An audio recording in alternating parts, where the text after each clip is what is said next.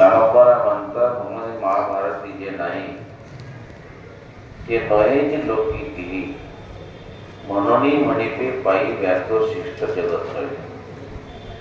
जगात जेवढं काही ज्ञान आहे एका जगात ती जगात असेल तिन्ही जगाच्या मध्ये जेवढं काही ज्ञान आहे तेवढं सगळं ज्ञान व्यास महर्षीच्या मुखातून आलेलं आहे.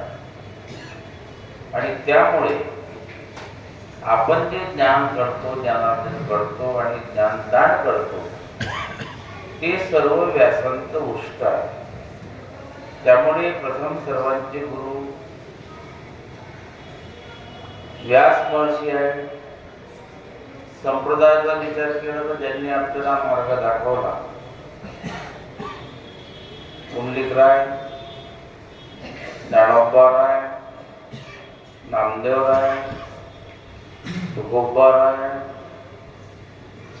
निळोबाराय, आपल्या दृष्टीनं आदिशक्ती मुक्ताबाई, समर्थ सद्गुरू गजानन महाराज, परमपूजनीय सकाराम बाबा, वैकुंठवासी गुरुदेव बोळासाहेब, ज्यांनी आपलं जीवन बदललं, ज्यांनी आपलं जीवन बदललं, ज्यांनी आपल्याला मार्ग दाखवला,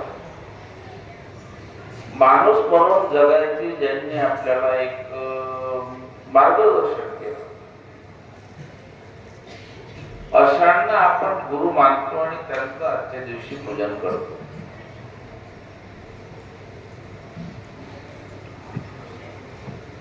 आणि म्हणून आपल्या जीवनाचा जर विचार केला तर आपल्या जीवनाच्या मध्ये जास्तीत जास्त योग सखाराम बाबाचा आणि श्रीराम बाबाचा.